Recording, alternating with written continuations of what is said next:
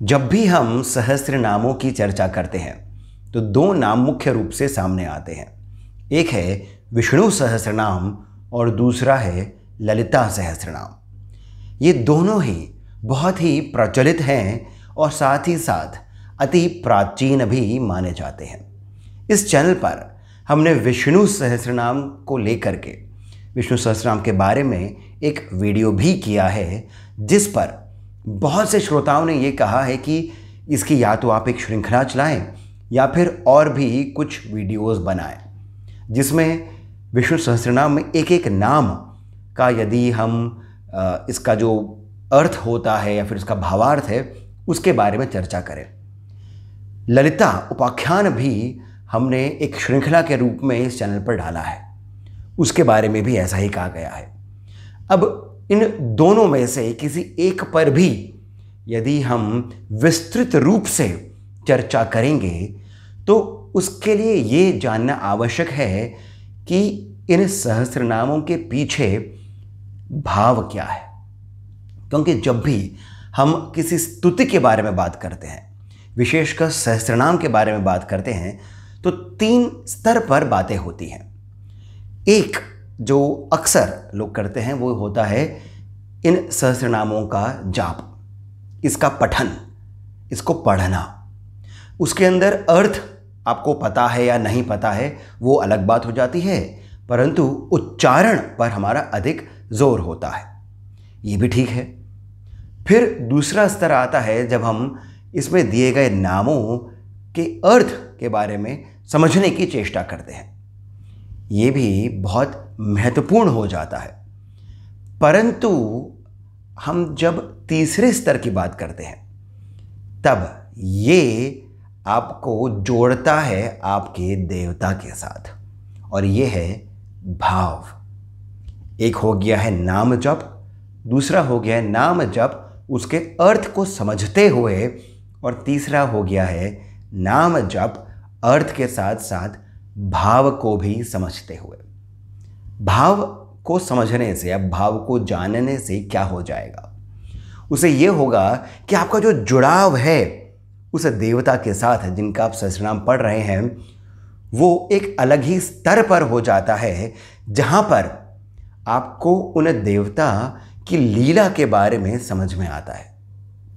यहाँ पर मैं थोड़ी सी और अधिक गहराई से चर्चा करूँगा कि भारत में, सनातन में किस प्रकार से भगवान को, देवता को, वो देवी हों, वो शक्ति स्वरूपा हों या फिर वो विष्णु हों, उनके और स्वरूप हों, उनको किस प्रकार से समझा गया है। भारत में हमने मानवीय रूप दिया है उस परम शक्ति को, अर्थात ये कि ललितांबिका जो हैं उनका जो भी स्वरूप हमने समझा है, जाना है, वो श्री चक्र के माध्यम से हो या फिर वो उनके गुणों को लेकर के, उनके जो मुद्राएं हैं वो कहाँ पर विराजती हैं, उनके माथे पर क्या है इत्यादि, इनको समझते हुए हमने इनका एक रूप गढ़ा है। ये जो रूप है ये इस कारण गढ़ा गया है कि हम जो एब्स्ट्रैक्ट होता है, एब्स्ट्रैक्ट का अर्थ हो गया है कि जो हमारी समझ से हम जिसको कोई एक फॉर्म नहीं दे सकते हैं, एक रूप नहीं दे सकते हैं, उसको समझना अत्यंत कठिन हो जाता है। वो जो परब्रह्म है, वो जो निराकार है, उसको समझना सामान्य रूप से बहुत ही कठिन हो जाता है। अब उसको यदि हम कोई एक रूप दे सकें तब हम उस पर ध्यान भी केंद्रित कर सकते हैं। तो उसका अर्थ ये होता है कि ललितांबिका जो हैं ये नाम भी, इनका रूप भी, और जो श्री चक्र का चित्रण भी है, या फिर भगवान विष्णु इनका जो नाम है, इनका जो स्वरूप है, ये सब कुछ हमारे मनीषियों ने गढ़ा है, फेक नहीं है। क्योंकि यहाँ पर कुछ लोगों को आहत पहुँच सकती है। फेक नहीं है, गलत नहीं है, ये बहुत कुछ हमारी समझ को ध्यान में रखते हुए बनाया गया है, जिसमें अक्षरशः एक एक बात, एक एक रूप, एक एक वर्ण, एक एक जो लाइन आती है उस चक्र की, वो सत्य ही है। बिंदु, नाद, वो जो भूपुर बनाया जाता है श्री चक्र का, ये सब सत्य ही है। परंतु वो जो ब्रह्मांड से भी विशाल, जिसका हम व्यक्तित्व भी समझने की, ये व्यक्तित्व बोलना भी थोड़ा गलत ही होगा, परंतु वो जो ब्रह्मांड के भी जो तत्वों के भी अतीत जो है, उसको हम अपनी इस बुद्धि में कैसे बिठाएं, ऐसा हमारे मनीषियों ने सोच करके इन रूपों की रचना करी है। और इसी कारण आ जाता है भाव, क्योंकि जब आप भाव पर पहुंचते हैं तब श्री चक्र हो या फिर भगवान विष्णु की प्रतिमा हो, ये भी एक स्तर पर आकर के हट जाते हैं, क्योंकि तब आप शिवोहम की भांति बन जाते हैं। वही आप अपने जीवन में उतार लेते हैं। स्वयं को आप शिव कहते हैं, अहम ब्रह्मास्मि कहते हैं। सहस्रनाम भी आपको उसी स्तर तक लेकर के जा सकते हैं यदि हमें भाव समझ में आता हो। तो इतने लंबे से प्रिल्यूड के बाद, इतनी लंबी सी चर्चा, इंट्रोडक्शन के बाद, अब हम चलते हैं हमारे जो विषय है उसके ऊपर। थंबनेल में आपने देखा होगा विष्णु सहस्रनाम वर्सेस ललिता सहस्रनाम कहा गया है। वर्सेस को हम सामान्य रूप से समझ लेते हैं कि इन दोनों में कौन सा बढ़िया है, कौन सा अच्छा है, ज़्यादा शक्तिशाली है, ऐसा कुछ शायद ये वीडियो होगा, परंतु ऐसा हो नहीं सकता है। ये जो वर्सेस कहा गया है ये इस कारण, क्योंकि हम इसमें एक कंपैरेटिव एनालिसिस कर रहे हैं। कंपैरेटिव एनालिसिस करने का जो भाव भी हमारे को आया है, उसके पीछे का जो कारण है वो वही है जो मैंने अभी आपको कुछ समय पहले बताया, कि जब हम विष्णु सहस्रनाम पढ़ रहे हैं तो किस प्रकार का भाव हम लेकर के चले, और जब ललिता सहस्रनाम पढ़ रहे हैं तो किस प्रकार का भाव हमारे भीतर आए। इन दोनों को समझ करके, कम से कम संक्षिप्त रूप में ही, छोटे से रूप में ही समझ करके जब हम आगे चलेंगे तो सत्य मानिए आपको इन अद्भुत रचनाओं का जो मर्म है, इनकी जो वैश्विक शक्ति है, वो जो ब्रह्मांडीय ऊर्जा है, उसका आभास हो जाएगा। ऐसा मेरा स्वयं का भी मानना है, और ऐसा हमारे जो मनीषी रहे हैं उन्होंने भी कहा है। तो आइए अब बिना किसी विलंब के इस चर्चा को आगे बढ़ाते हैं। सहस्त्रनामों में एक बहुत विशेष रूप से बात आती है, वो ये है कि इन सहस्त्रनामों में एलिट्रेशन, इंग्लिश में एक फिगर ऑफ स्पीच होता है, लिखने का, बातों को कहने का एक पोएटिक तरीका होता है, उसे इंग्लिश में एलिट्रेशन कहते हैं, और संस्कृत में, हिंदी में इसे अनुप्रास कहते हैं। अर्थात ये कि जब हम विष्णु सहस्रनाम पढ़ते हैं तो उसके अंदर एक इस प्रकार की पंक्ति आती है, ओम विश्वम विष्णुर्वष्टकारो भूत भव्य भवत प्रभु भूतकृत भूतवृत भावो भूतात्मा भूत भावना। यहां पर आपने देखा कि किस प्रकार से एक अक्षर को लेकर के, एक सिलेबल को लेकर के, इस सिलेबल को कहते हैं शब्दांश, वो जो एक स्वर आता है, किस प्रकार से वो एक ही चल रहा है, भ भ भ करके, भूतकृत भूतभृत भावो। ऐसा ही ललिता सहस्रनाम में भी आता है, कुलांगना कुलानस्तथा कौलिनी कुल योगिनी। इस प्रकार से कई जगहों पर ललिता सहस्रनाम में भी एलिट्रेशन या फिर अनुप्रास आता है। तो ये एक बहुत सुंदर सी रचना इसी कारण ये लगती है और होती भी है। एक रिदम के अंदर, एक लय से इनका उच्चारण किया जाता है, और यदि आप इन शब्दों का सही उच्चारण कर भी रहे हैं तो स्वयं से ही आपको वो लय आ जाएगा। जो आप बड़े बड़े जो गायक होते हैं, या फिर जो ब्राह्मण होते हैं जो इनमें इनको कंठस्थ करके लय से गाते हैं, आप भी घर पर ही इनके शब्दों को सही उच्चारण के माध्यम से उस प्रकार से लयबद्ध कर सकते हैं। अब यहाँ पर हम चलते हैं अपने दूसरे पॉइंट पर। विष्णु सहस्त्रनाम जो है ये एक एपिक है, अर्थात एक महाकाव्य की तरह इसकी रचना करी गई है। यह आता है अनुशासन पर्व से, महाभारत के, और यहीं पर ही ललिता सहस्त्रनाम जो है ये अलंकारकृत काव्य है, एम्बेलिशमेंट है, यानी कि इसमें अलंकार, इसमें सुंदरता के साथ बहुत सारे अलंकार जो होते हैं, वो जो हम विशेषण जो होते हैं वो जोड़े गए हैं। ललिता सहस्त्रनाम आता है ब्रह्मांड पुराण के उत्तरखंड में। हयग्रीव जो हैं ये अगस्त मुनि को इसके बारे में बता रहे हैं। तो ये दोनों जो हैं, जिसमें से विष्णु सहस्त्रनाम ललिता सहस्त्रनाम से भी अधिक प्राचीन है, बहुत पहले आया है, तो जो इसकी शैली है वो बहुत ही अलग है। इसके जो शब्दांश हैं, सिलेबल्स हैं, ये भी अलग रूप से प्रयोग करे गए हैं और ललिता सहस्त्रनाम के अंदर भी अलग रूप आता है। और इसी कारण विष्णु सहस्त्रनाम काव्य, महाकाव्य की तरह आता है, जिसके अंदर भगवान विष्णु के बहुत गूढ़ रहस्यों को सामने रखा गया है।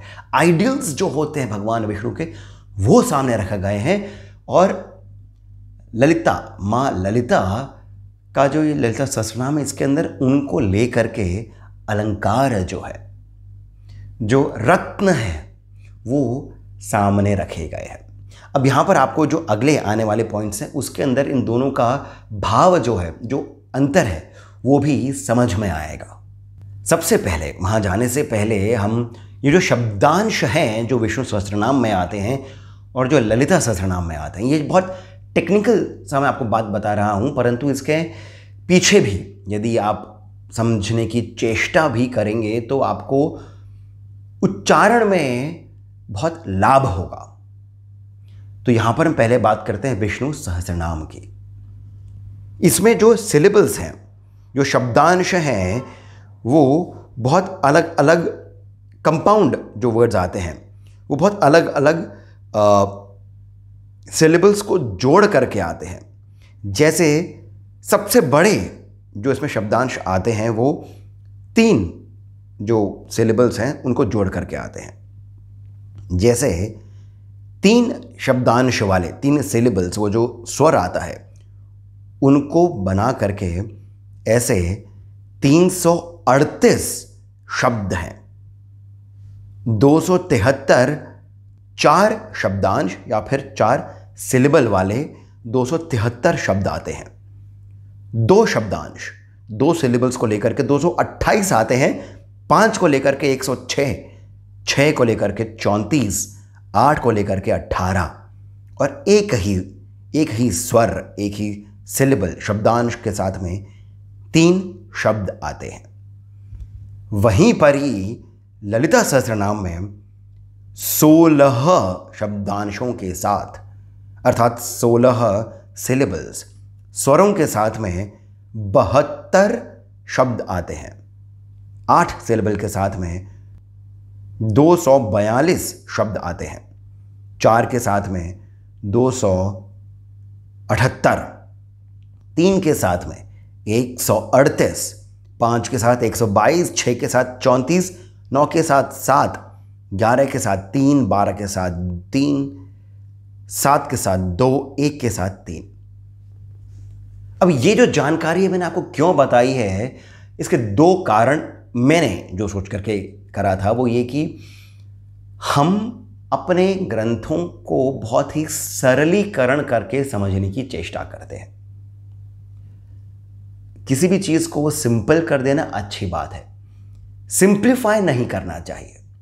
जैसे रॉकेट साइंस है, रॉकेट साइंस, आप जो रॉकेट साइंस के स्टूडेंट्स हैं उनको समझाने के लिए थोड़ा सा अलग रूप कर सकते हैं, रूपांतरण कर सकते हैं, परंतु सिंप्लीफाई जब हम कर देते हैं तो रॉकेट साइंस कोई भी व्यक्ति यदि समझना चाहे तो समझ सके, उस प्रकार से करने पर बहुत दिक्कतें आ सकती हैं।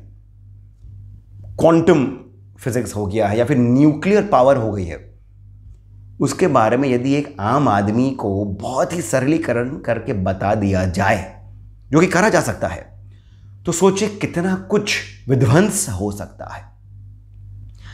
इसी कारण जो कई सारे ग्रंथ हैं, कई सारे स्तोत्र हैं, कई सारे मंत्र हैं, माँ ललिता का भी जो पंचदशी मंत्र आता है उसको भी गूढ़ रखा गया है, उसको भी गुप्त रखा गया है। इसी कारण कि जो अयोग्य व्यक्ति हैं उन तक ये शक्ति नहीं पहुंचे। तो टेक्निकलिटीज यदि आपकी इच्छा है, चेष्टा है और आप का मन जो है वो सरल है, शुद्ध है, तो हमें इन सहस्रनामों की, संस्कृत के ऐसी अद्भुत ग्रंथों की टेक्निकलिटीज़ के बारे में भी जानना चाहिए। आने वाली पीढ़ियों के अंदर आप देखेंगे कि जो कौतूहल है वो बहुत अधिक बढ़ जाएगा। वो क्या पता इन्हीं से कुछ और बात समझ करके, कुछ और गहरा रहस्य समझ करके आगे सनातन को लेकर के जाए। और जो दूसरी बात आती है वो, जिसे मैंने पहले भी कहा, उच्चारण को आप सही कर पाएंगे, सही समझ पाएंगे। इसी कारण मैंने ये टेक्निकल बातें आपको बताई हैं। अब हम पुनः चलते हैं थोड़ा सा भाव के पास। विष्णु सहस्त्रनाम जो है ये बहुत प्लेन है, स्ट्रेट है, सुनने में बहुत सुंदर लगता है, मगर यदि आप इसे संस्कृत के पलड़े पर लगाकर देखेंगे तो ये स्ट्रेट है, एकदम सीधा है। भगवान विष्णु के बारे में कहा जाता है कि इन्हें समझना अत्यंत कठिन है। भगवान विष्णु की साधनाएं सबसे कठिन साधनाओं में से आती है। इन्हें प्रसन्न करना बहुत कठिन है। इसका अर्थ ये नहीं है कि भगवान विष्णु का जो ये विष्णु सहस्त्रनाम है, इसका पाठ करने से हमें उतना लाभ नहीं मिलेगा, भगवान विष्णु को प्रसन्न करना तो बड़ा मुश्किल है, ऐसा नहीं है मैं कह रहा हूँ। मेरे कहने का जो अर्थ है वो ये है कि आपको इनकी कृपा तो प्राप्त हो ही जाएगी, परंतु वो जो दर्शन है, वो जो इनका सानिध्य है, वो इतना आसानी से प्राप्त नहीं होता है। विष्णु सहस्त्रनाम में भी आप देखेंगे तो इनके बारे में बहुत ही गूढ़ बातें बताई गई हैं जो कि बहुत स्ट्रेट रूप में आती हैं। वहीं पर ही ललिता सहस्त्रनाम में अलंकारों के साथ में, समास के साथ में, कंपाउंड को जोड़ करके ये रचना करी गई है, जो हम बहुत ही सरल रूप से समझ भी सकते हैं। और यहीं पर ही हमारा अगला पॉइंट भी आता है कि विष्णु जो हैं ये एक वैश्विक ऊर्जा है। हर एक अणु में जो ऊर्जा है वही विष्णु है। और इसी कारण भगवान विष्णु को कोई एक रूप देना अत्यंत कठिन होता है। जब हम बात करते हैं देवी ललिता की, तो ललिता सहस्त्रनाम में बहुत ही सुंदर सी बात आती है कि इनका एक रूप बताया गया है। इनके शरीर को भी यहाँ पर अलंकारों के साथ में सुसज्जित करके सामने रखा गया है। भगवान विष्णु का जो रूप आप यदि समझने की चेष्टा करेंगे विष्णु सहस्त्रनाम के द्वारा, तब आपको रूप इसमें नहीं दिखेगा। एक ब्रह्मांडीय चेतना के रूप में ही आपको इन्हें समझना होगा। ललिता सहस्त्रनाम में एक देवी है, एक सुंदर सी, अत्यंत कोमल हृदय वाली, कोमल अंगों वाली, परंतु उतनी ही शक्तिशाली एक देवी है, जिनके बारे में, जिनके हर एक शरीर के अंग के बारे में बताया गया है। तो यहाँ पर अब आप भाव भी समझ सकते हैं। विष्णु सहस्त्रनाम के अंदर एक अलग ही ऊर्जा है, एक अलग ही समझ आनी चाहिए, और ललिता सहस्त्रनाम के अंदर आपको भाव अलग ही रखना पड़ेगा। देवी को उस रूप में हमें देखना होगा, समझना होगा। अब ये जो बात मैंने कही, उसी में आगे चलकर एक और बात ये आती है कि चूंकि भगवान विष्णु का जो एक इनकी जो समझ हमको रखनी होती है विष्णु सहस्त्रनाम पढ़ते समय, उसमें हम इस बात पर भी ध्यान दें कि इसमें भगवान विष्णु को कोई पीठ, कोई पद, कोई आसन नहीं दिया गया है। ये बात आपको तब समझ में आएगी जब मैं ललिता सहस्रनाम में जो है बात उसके बारे में बताऊंगा। ललिता सहस्रनाम में देवी को अलग अलग आसन दिए गए हैं, अलग अलग पीठ दी गई है। किस प्रकार से? चिंतामणि गृह, कदम्बवन, जालंधर, मलयाचल, महाकैलास, विंध्याचल, शक्तिपीठ।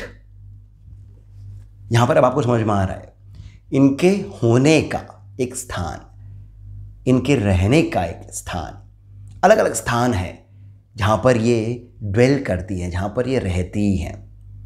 ये बहुत बड़ा अंतर आ जाता है। भगवान विष्णु को हम कण कण के अंदर जब देखते हैं तब विष्णु का वो विशाल रूप हम समझ सकते हैं। माँ ललिता जो हैं, चूंकि ये मात्र रूप में हम समझते हैं, तो इसी कारण इनका एक ग्रह है, इनका एक स्थान है, एक पीठ है। यहाँ पर आपको इसमें सुंदरता भी नज़र आ रही होगी। इसमें आपको इन दोनों के लिए जो मन का स्तर चाहिए वो भी आशा करता हूँ समझ में आ रहा होगा।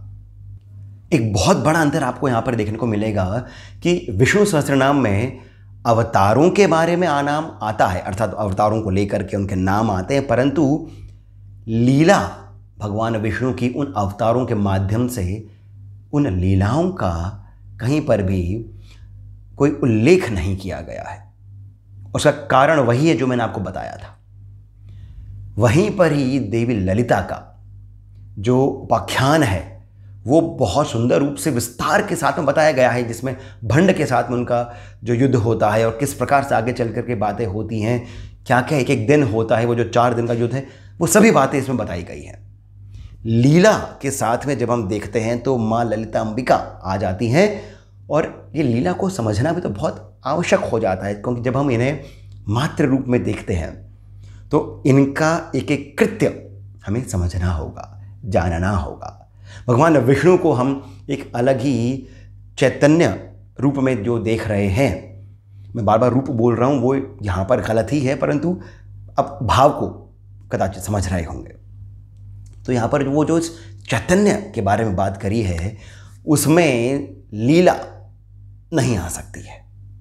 अब यहाँ पर मैं एक बहुत गहरी बात आपको बताना चाहता हूँ कि सनातन को छोड़कर अन्य जितने भी धर्म हैं उसमें भगवान की जो कल्पना करी है, ईश्वर की जो कल्पना करी है, यहाँ पर मैं किसी को भी कम नहीं आंक रहा हूँ, ये मैं पहले से ही बता रहा हूँ, क्योंकि कंट्रोवर्सी होने में 1 सेकंड लग सकता है। परंतु यहाँ पर जब हम कंपैरेटिव एनालिसिस कर रहे हैं तो थोड़ा सा हम सनातन को लेकर के बाकी धर्मों को भी समझने की चेष्टा कर सकते हैं। बाकी धर्मों में और विशेषकर जो विश्व में जो प्रचलित जो धर्म हैं उनमें ईश्वर या भगवान की जो कल्पना है वो फादर फिगर के रूप में करी गई है, पुरुष के रूप में करी गई है। सनातन में यहीं पर एक बहुत ही गहरा अंतर आ जाता है। यहाँ पर पुरुष और शक्ति, इन दोनों का जो सामंजस्य है उसे अभेद बोला गया है। यानी पुरुष स्वयं से ही कुछ नहीं है और जो शक्ति है वो बिना पुरुष के एक बेस बनाने के अलावा कुछ भी नहीं है। अर्थात कि बिना बेस के वो शक्ति अपनी लीला नहीं कर सकती है। ये दोनों ही वो जो जापानीज हम देखते हैं यिन यांग, बिना उसके ये दोनों कुछ नहीं है और ये दोनों एक दूसरे के लिए इसी कारण बहुत महत्वपूर्ण हो जाते हैं। यहाँ पर ही शिव आ जाते हैं, यहीं पर ही शक्ति आ जाती है, विष्णु आ जाते हैं, योग निद्रा आ जाती है। और ये जो शिव शक्ति है ये भी क्या है, एक है प्रकाश और दूसरा है विमर्श। मैं पुनः कहता हूँ, शिव है प्रकाश, शक्ति है विमर्श। जो भगवान परशुराम और भगवान दत्तात्रेय के बीच का इनकी जो वार्ता है, जो त्रिपुरा रहस्य है, उसमें भी जो ज्ञान खंड है यही बात करी गई है। यही बात विज्ञान भैरव में भी आती है, ललिता त्रिशती में भी यही बात आती है कि प्रकाश जो है ये जब बाहर की ओर आता है तब जब तक ये स्वयं को थॉट्स में समझ नहीं सकता है तब तक ये रियलाइजेशन नहीं कर पाएगा खुद का, स्वयं का। तो वो जो प्रकाश है वो स्वयं को ही समझने की जब तक चेष्टा नहीं करेगा तब तक ये पूरी प्रक्रिया जो है, ये पूरी क्रिया जो है, लीला जो है, ये पूरी नहीं हो सकती है। यही काम एक योगी का भी होता है। वो प्रकाश हमारे भीतर है, उस पर विमर्श करना आवश्यक है। गायत्री मंत्र भी यही कहता है, धियो यो नः प्रचोदयात्। आपके भीतर जो प्रकाश है उस पर जब हम ध्यान लगाते हैं, ये जो विमर्श है, थॉट बैक प्रोसेस जो है, तभी से हम इस पूरे चक्र को समझ पाएंगे।